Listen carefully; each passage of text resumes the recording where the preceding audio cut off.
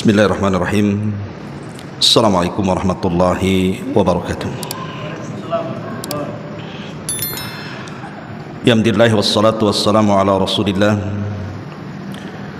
wa ala alihi wa sahbihi wa mawalah wa la hawla wa la quwata illa billahi wa ba'du. Alhamdulillah, segala puja dan puji hanya milik Allah Subhanahu wa ta'ala. Salawat dan juga iringan salam kita hadiahkan kepada Rasul kita Nabi besar Muhammad sallallahu alaihi wa ala alihi wasallam. Pembahasan di malam hari ini, pembahasan tentang nasihat khusus bagi orang yang Allah Subhanahu wa ta'ala panjangkan usianya sampai mencapai usia 40, 50, bahkan 60 sampai 70 tahun. Ma'asyiral muslimin yang dimuliakan Allah Subhanahu wa ta'ala, Allah Subhanahu wa ta'ala berfirman, la tarkabunna tabaqan an tabaq. Sungguh kalian akan melewati dalam kehidupan ini tingkatan demi tingkatan yang harus dilalui manusia.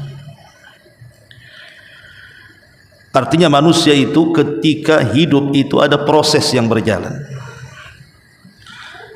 Disebutkan dalam surah Rum ayat 54, Allahul ladzi khalaqakum min ba'di dha'fin, atau Allahul ladzi khalaqakum min dha'fin thumma ja'ala min ba'di dha'fin quwwah thumma ja'ala min ba'di quwwatin dha'fan wa syaibah yakhluqu man yasha wa huwal alimul qadir. Dialah Allah Subhanahu wa ta'ala yang telah menciptakan kalian dalam kelemahan, kemudian Allah jadikan setelah kelemahan itu kekuatan, kemudian Allah jadikan setelah kekuatan itu kelemahan kembali dan menjadi menua. Begitulah Allah ciptakan sesuai dengan kehendaknya, dan Allah zat yang maha mengetahui lagi maha mampu untuk melakukan segalanya. Ma'asyiral muslimin yang dimuliakan Allah Subhanahu wa ta'ala, kita lihat manusia dalam proses rahim seorang ibu itu berjalan tingkatan demi tingkatan, mulai daripada segumpal sperma, kemudian berubah menjadi segumpal darah, kemudian berubah menjadi segumpal daging, maka terbentuklah janin, kemudian ditiupkan ruh di situ, jadilah dia manusia. Kemudian manusia ini lahir ke dunia, dimulai daripada kelemahan bayi yang baru dilahirkan, kemudian menginjak anak-anak, kemudian remaja, kemudian dewasa, jadilah orang yang kuat cara berfikirnya dan kuat fisiknya. Tetapi setelah kekuatan itu, mereka pun akan kembali melemah dan menua, kemudian akan mengalami kematiannya. Begitulah Allah katakan, la tarkabunna tabaqan an tabaq. Manusia itu demi tingkatan akan dilaluinya. Ketika manusia kemudian meninggal dan masuk ke alam kubur, juga ada tabaq di situ. Dimulai daripada himpitan kuburan, kemudian fitnah kubur, pertanyaan dua malaikat Munkar dan Nakir yang menentukan antara azab dan nikmat kubur. Kemudian terjadi kiamat, manusia dikumpulkan di padang mahsyar, pun ada tabaq di situ. Mulai dari dibangkitkan, dikumpulkan di padang mahsyar, kemudian ada syafaat, kemudian ada hisab, kemudian ada pembagian catatan timbangan sampai meniti titian siratal mustaqim. Kemudian Allah arahkan, ada yang masuk surga dan ada juga yang masuk ke neraka. Begitulah kehidupan manusia. Ada dua ayat dalam Al-Quranul Karim yang bagus sekali kita renungkan. Pertama surah Al-Ahqaf ayat 15, dan yang kedua surah An-Naml ayat 19. Al-Ahqaf 15 dan An-Naml 19. Di dalam surah Al-Ahqaf ayat 15, Allah Subhanahu wa ta'ala berfirman, hatta idza balagha ashuddahu wa balagha arba'ina sanatan Qala rabbi auzi'ni an ashkura ni'mataka allati an'amta 'alai wa 'ala walidayya wa an a'mala salihan tardah wa aslih li fi dhurriyyati inni tubtu ilaika wa inni minal muslimin. Sebelum ayat ini Allah Subhanahu wa taala menceritakan tentang bagaimana susahnya orang tua itu mendidik kita. Sampai kepada ayat apabila telah dewasa anak yang dididik orang tua ini. Asyuddah itu ada yang mengatakan usia 33 tahun. Wa balagha arba'ina sanatan, kemudian sampai mencapai 40 tahun.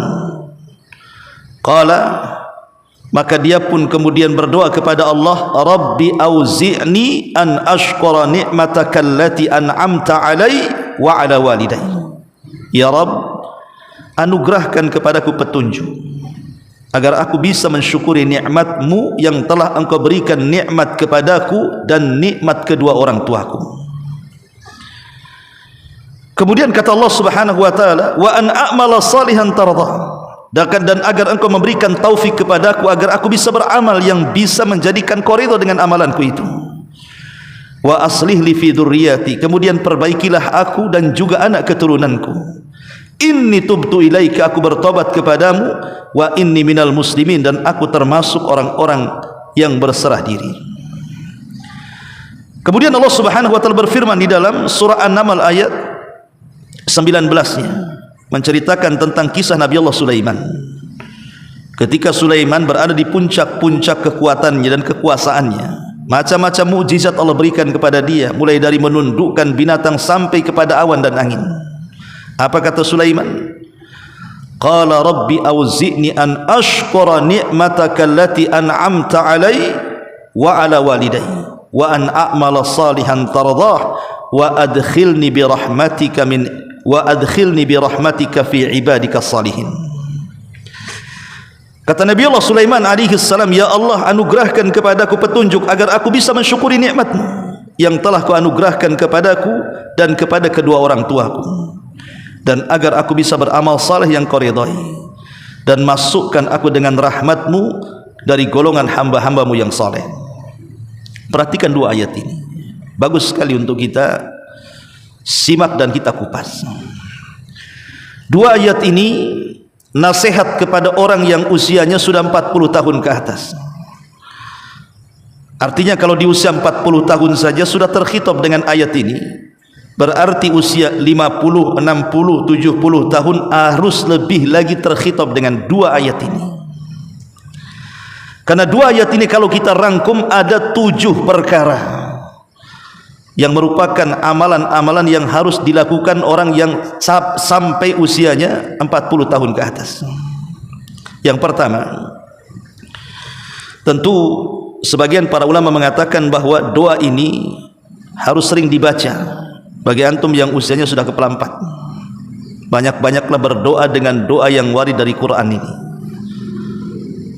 Rabbi auzi'ni an ashkura ni'mataka allati an'amta 'alai wa 'ala walidayya wa an a'mala salihan tardah wa aslih li fi dzurriyyati inni tubtu ilaika wa inni minal muslimin. Banyak-banyaklah berdoa dengan doa ini. Yang pertama, di sini ada kalimat Rabbi auzi'ni an ashkura ni'mataka allati an'amta 'alai. Ya Rabb, anugerahkan petunjuk kepadaku agar aku bisa mensyukuri nikmat-Mu yang telah Engkau anugerahkan kepadaku.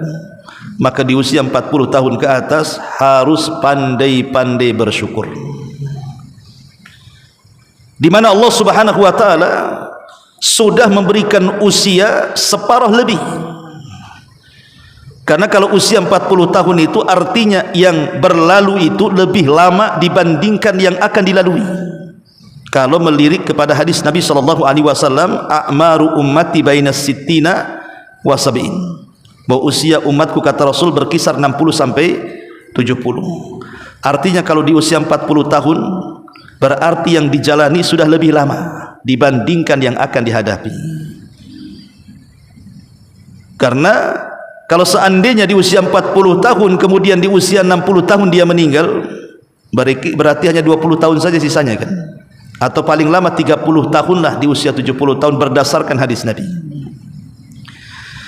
Dari sini kita tahu bahwa apabila Allah Subhanahu wa taala sudah memberikan usia yang cukup panjang kepada kita, maka pandai-pandai bersyukur. Dan Nabi SAW mengatakan, khairun nasi man tala umruhu wa hasuna amaluhu. Sebaik-baik manusia adalah yang dipanjangkan usianya tapi baik amalannya. Itulah sebaik-baik manusia. Maka kita katakan alhamdulillah, Allah Subhanahu wa taala masih memberikan usia kepada kita. Karena biasanya di usia-usia 40 tahun ini banyak teman-teman dia yang sudah meninggal biasanya. Entah meninggal kecelakaan, atau mungkin entah pergi ke mana, dan begitu seterusnya. Atau mungkin ada teman-teman yang belum berhasil, tidak seperti dia dalam urusan dunia. Maka pandai-pandailah bersyukur kepada Allah Azza wa Jalla. Ucapkan alhamdulillah bi ni'matihi tatimmus shalihat.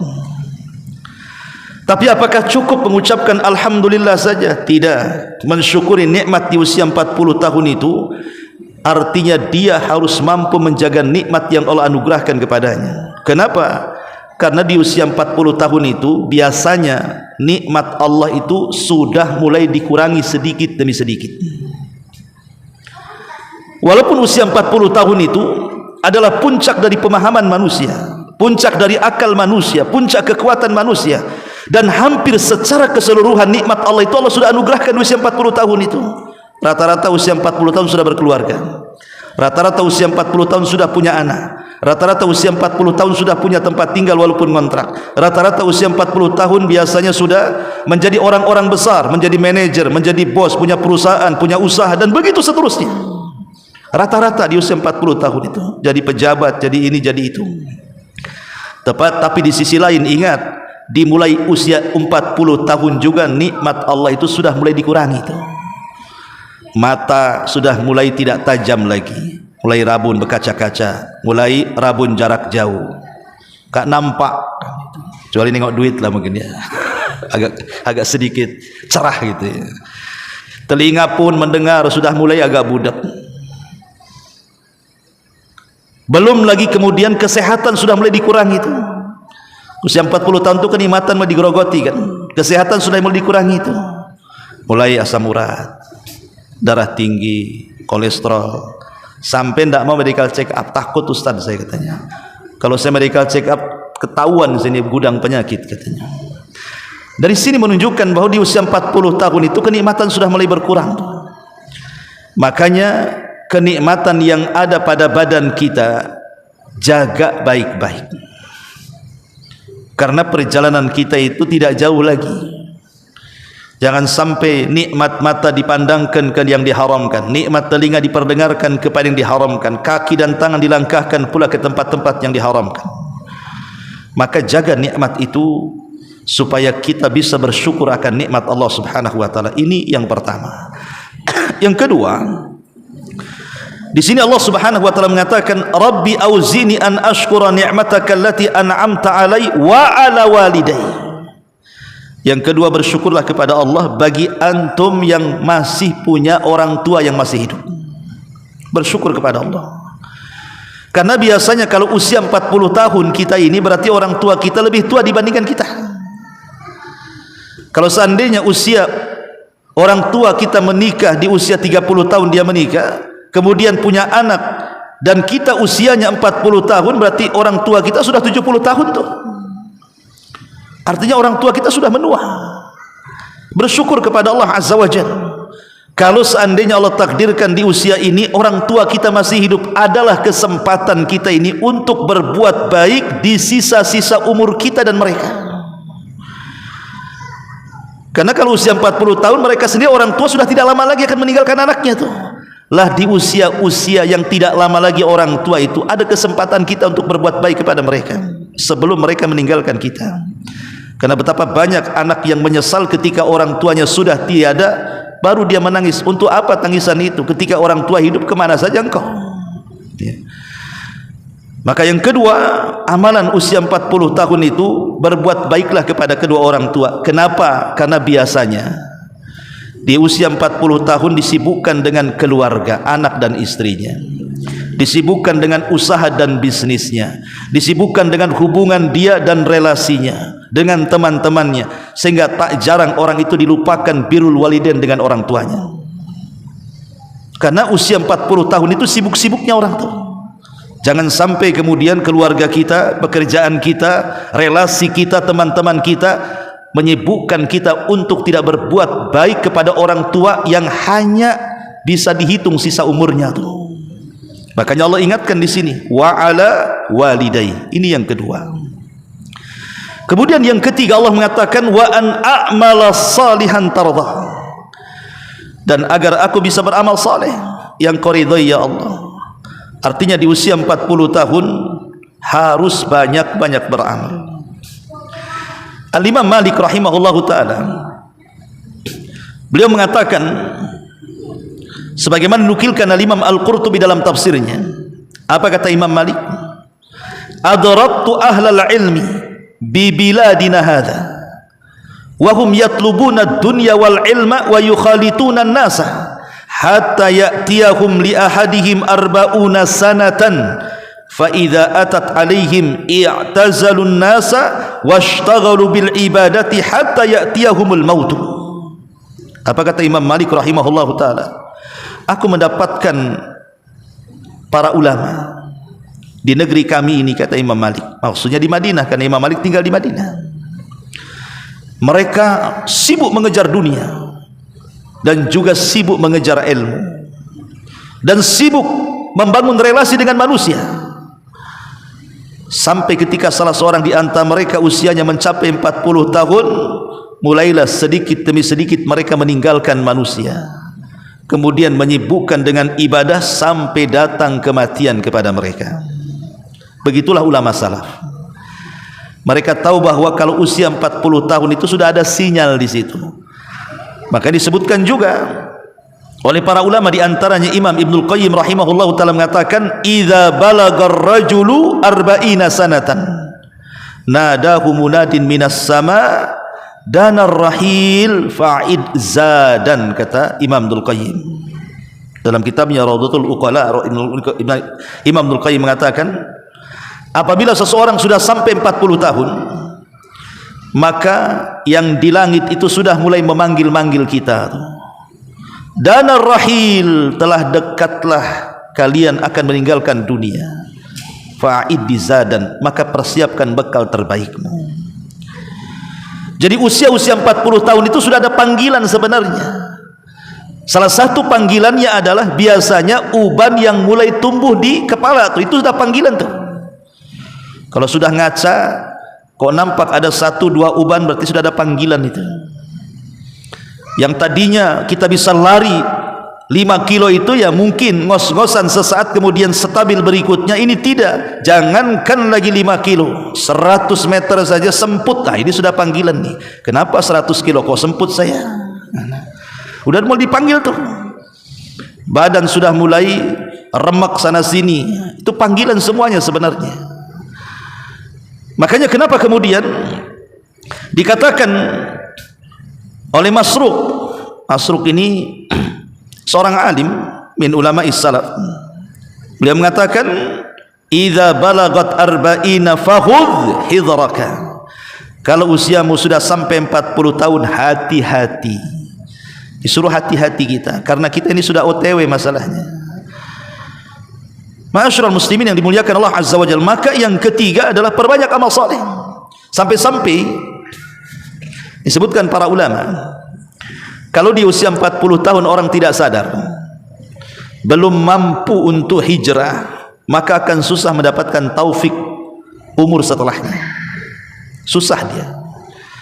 Jadi kalau di usia 40 tahun kok tidak sadar, maksiatnya makin menjadi-jadi, maka di usia setelahnya 50, 60, 70 tahun atau mungkin sampai kematiannya akan susah mendapatkan taufik dari Allah Subhanahu wa taala. Makanya kenapa kemudian di usia 40 tahun ini waktunya hijrah. Alam ya'ni lil ladzina amanu an tahsha'a qulubuhum bi dzikrillah wa ma nazala minal haq.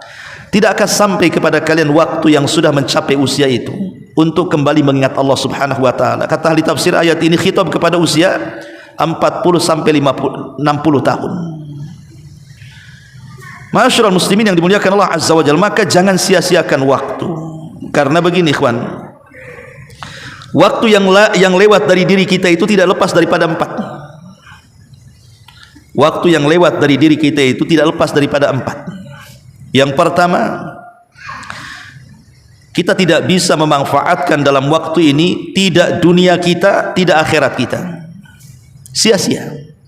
Jadi ada orang yang menghabiskan waktu itu sama sekali tidak mengambil manfaat dunianya, apalagi akhiratnya. Yang kedua, terkadang kita memanfaatkan waktu itu hanya lebih banyak mengambil manfaat dunia dibandingkan akhirat. Akhirat ada manfaatnya, tapi dunia lebih banyak. Kemudian yang ketiga, atau mungkin sebaliknya, ada orang-orang yang memanfaatkan akhirat itu jauh lebih banyak dibandingkan dunia. Atau boleh jadi ada orang yang menyeimbangkan antara manfaat dunia dan akhirat. Tidak lebih dari 4 perkara manusia ketika memanfaatkan waktu ini.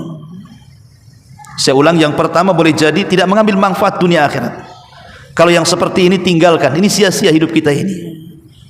Seperti orang ngobrol sana sini, memang dalam obrolan tidak ada gibahnya, dalam obrolan itu tidak ada namimahnya, tidak ada dosanya. Tapi dalam obrolan itu ngalor ngidul ngetan ngulon itu sama sekali.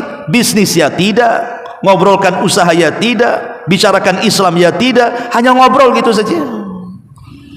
Lalu apa manfaat dunianya nggak dapat, akhiratnya nggak dapat kan begitu. Yang seperti ini tinggalkan, nggak dapat dua-duanya. Ya. Kemudian yang kedua, ada manfaat dunianya dan juga akhiratnya, tapi porsi dunia lebih banyak dibandingkan akhirat. Maka yang seperti ini kurangilah dunianya, minimalnya seimbangkan. Ya. Kemudian yang ketiga, ada orang berpikir akhirat, porsi dunia sedikit, yang seperti ini teruskan. Boleh jadi dengan itu kita diwafatkan dalam kondisi abnaul akhirah, menjadi anak-anak akhirat. Atau boleh jadi kalaupun tidak yang ketiga ini, maka seimbangkanlah dunia dan akhirat itu. Tetapi tentu kalau kita lihat doa sapu jagat ya, antum tahu doa sapu jagat? Rabbana atina fid dunya hasanah wa fil akhirati hasanah wa qina adzabannar. Ini dosa sapu jagat karena menyapu semua jagat tuh, jadikan kumpul jadi satu doa. Perhatikan di sini ada 3 permintaan di sini kan. Pertama, minta dunia yang baik. Yang kedua, minta akhirat yang baik. Yang ketiga, minta supaya kita dilepaskan dari azab Allah Azza wa Jalla.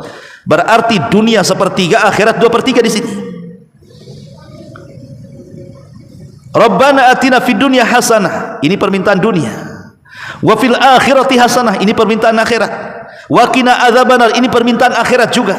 Berarti dalam doa itu harusnya 2/3 minta akhirat, 1/3 minta dunia. Jadi kalaupun kita harus kemudian menghabiskan waktu di usia 40 tahun ke atas karena sibuk ini sibuk itu, minimalnya lah kalau tidak 2/3 akhirat, 1/3 dunia, ya samakanlah 50 akhirat 50 dunia, walaupun mungkin mustahil kan gitu, tapi usahakan sampai ke situ. Maka yang ketiga, amalan usia 40-50 tahun ke atas itu perbanyak amal saleh. Kata Imam Ibnu Hazm, sudah selayaknya usia di atas 60 itu harus sering-sering duduk di masjid katanya. Ini yang ketiga. Yang keempat, Allah Subhanahu wa taala mengatakan, wa aslih li fi dzurriyyati. Di usia 40 tahun ke atas minta kepada Allah agar Allah memperbaiki diri kita. Memperbaiki diri kita. Minta taufik. Karena usia 40 tahun itu bahasa kerennya itu puber kedua tuh. Kalau masih kecil kan yang nekat-nekat usia 40 tahun, nanti sudah tua 40 tahun lebih nekat lagi itu. Kalau usia 30 tahun pemakai, 40 tahun bandar itu biasanya. Dia makin tinggi itu. Dia nekat-nekatnya, maka minta taufik kepada Allah. Yang kedua juga minta taufik kepada anak-anak kita. Karena begini kawan, biasanya usia ini akan merubah cara fikir manusia. Betapa banyak orang-orang tua yang usianya di atas 40, 50, 60 tahun itu, kalau yang mungkin imannya kurang, itu terkadang mereka selalu memikirkan anak-anaknya. Gimana kalau saya sudah tua, sudah sakit, apakah anak saya bisa merawat saya? Apakah anak saya akan jauh dari saya? Apakah anak saya ini justru durhaka kepada saya? Nanti antum akan merasakan pikiran-pikiran seperti itu, akan dibayang-bayang itu. Apakah kalau saya mati anak saya mendoakan saya? Pasti itu. Akan sampai ke taraf memikirkan anak-anak kita, apakah anak kita akan berbuat baik kepada orang tuanya. Makanya pentingnya pendidikan anak itu dari kecil tuh. Lah dari sini Allah Subhanahu wa taala ajarkan kepada kita minta taufik kalau usia 40 tahun untuk kebaikan kita dan kebaikan anak-anak kita, karena nanti anak-anak kita pun akan besar dan usianya pun akan sampai ke 40 tahun sementara kita di atas mereka. Anak-anak kita akan besar, enggak mungkin anak kita lucu terus kan? Pasti akan besar juga anak kita itu. Dan pasti juga akan mengalami kalau dipanjangkan usianya mereka akan sampai ke 40 tahun juga. Dan kalau anak kita sudah 40 tahun berarti kita sudah mungkin 70-80 tahun.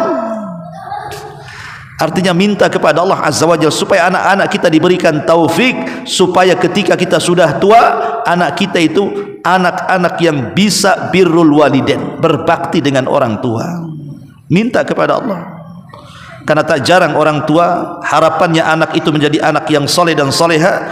Dia sudah tua, anaknya sudah dewasa, tidak ada satupun anaknya yang tahu diri dengan orang tuanya. Kenapa demikian? Karena tidak diberikan taufik.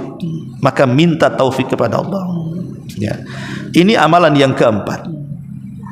Kemudian amalan yang kelima, inni tubtu ilaika, ya Allah sesungguhnya aku bertobat kepadamu.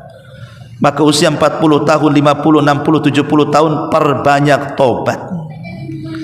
Karena usia yang dilalui sudah banyak, artinya dosa yang dilakukan juga sudah banyak. Maka sudah saatnya lah bertobat di usia 40 tahun itu, karena dosa sudah banyak dilakukan dia masalahnya. Apalagi usia sudah 50, 60 tahun, lebih banyak lagi waktu yang dilalui dia, artinya dosanya lebih banyak lagi. Maka sudah selayaknya bertobat kepada Allah Azza wa Jalla. Dan yang terakhir dalam surah Al-Ahqaf, wa inni minal muslimin.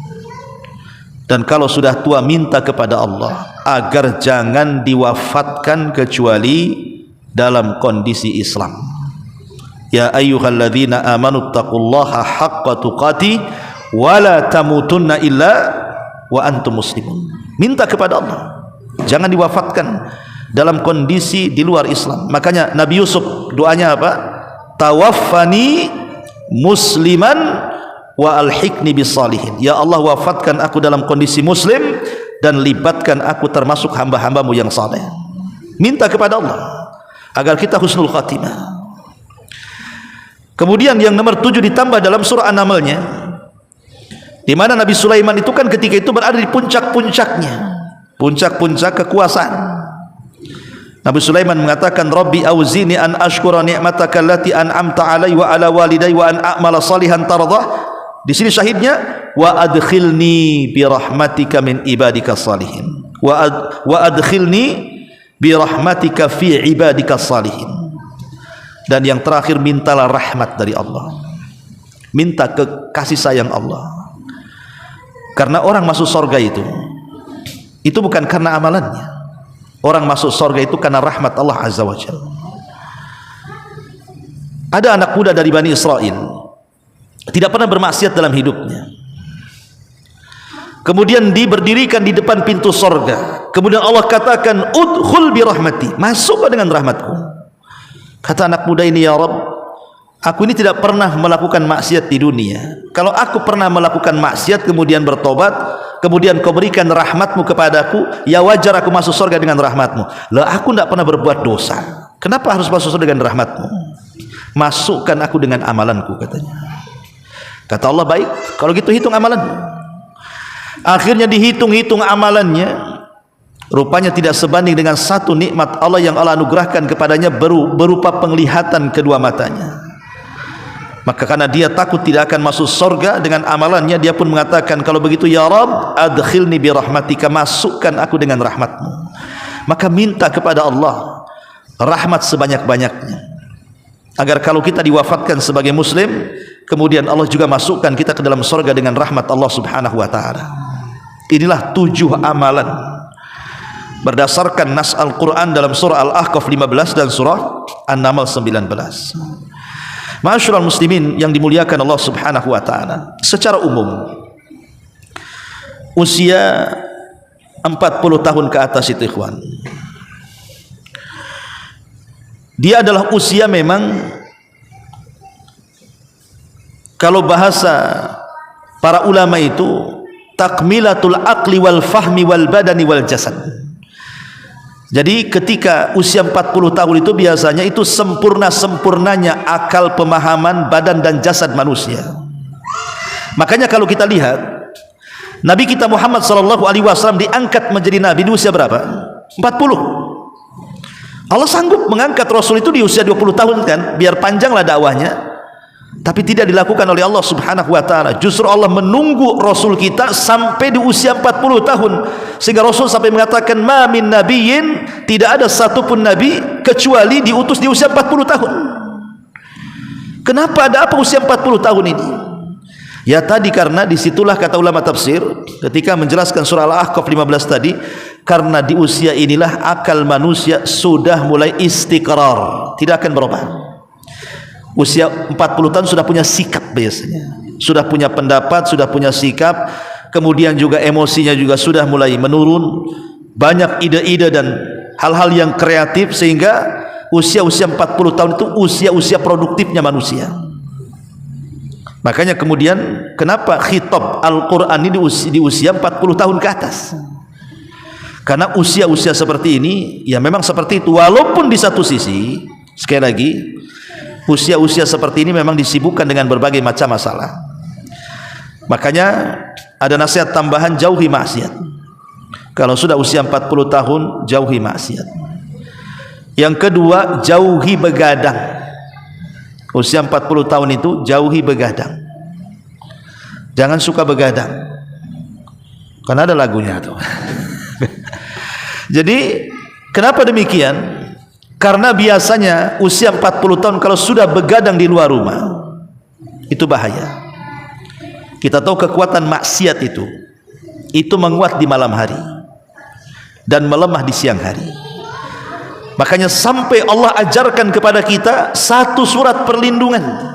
Qul a'udzu birabbil falaq min syarri ma khalaq wa min syarri ghasiqin idza waqab.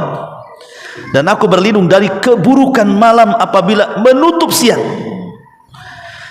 Sebagian ulama tafsir mengatakan, kenapa kita harus berlindung dari malam hari?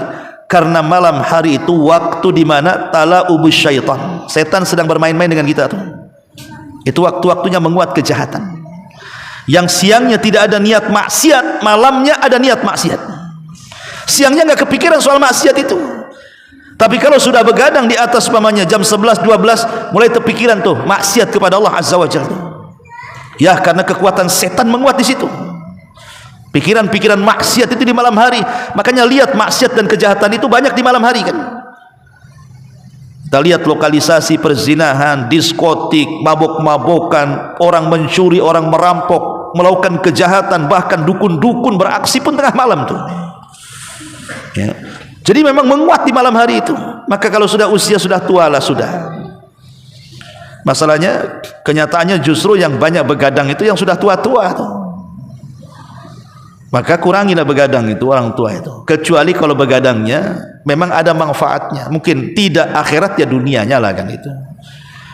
Kemudian juga tajannub al-hazani, jauhi perasaan sedih, perasaan ham, bingung, bimbang dan begitu seterusnya. Karena ini yang akan mengurangi kesehatannya. Karena biasanya kalau sudah tua, sudah 40 tahun ke atas itu ya tadi kadang mikir kawan-kawannya sudah pergi duluan, sudah nggak ada, entah safar kemana, sudah nggak ketemu lagi, reuni pun tak bisa kan itu. Memikirkan nasib anak-anaknya macam mana masa depannya, memikirkan nasib keluarga macam mana pekerjaannya, mulai banyak pikiran, ya, mulai banyak pikiran karena usia-usia 40 tahun tuh fokus biasanya kepada keluarga tuh, dia fokus tuh. Bahkan terkadang ada orang tua itu memanjakan anaknya habis-habisan, apapun yang diindaki anaknya dikasih sama dia. Maka jangan sampai kemudian perkara-perkara di usia-usia 40 tahun itu membuat seseorang sedih sehingga melupakan segalanya. Ingat, banyak-banyaklah tawakal. Di usia 40 tahun ke atas, gantungkan hati kepada Allah, bertawakal kepada Allah Subhanahu wa taala. Ma'asyiral muslimin yang dimuliakan Allah Subhanahu wa taala. Kita tahu bahwa di antara amalan yang paling penting di usia 40 tahun ke atas adalah at-tafakkur, perbanyak mikir. Ya. Satu-satunya ibadah yang besar pahalanya tanpa beramal itu tafakur. Cukup mikir aja. Ya, tentu maksudnya tafakur di sini tafakur dengan tanda-tanda kuasa Allah, kemudian kita introspeksi diri.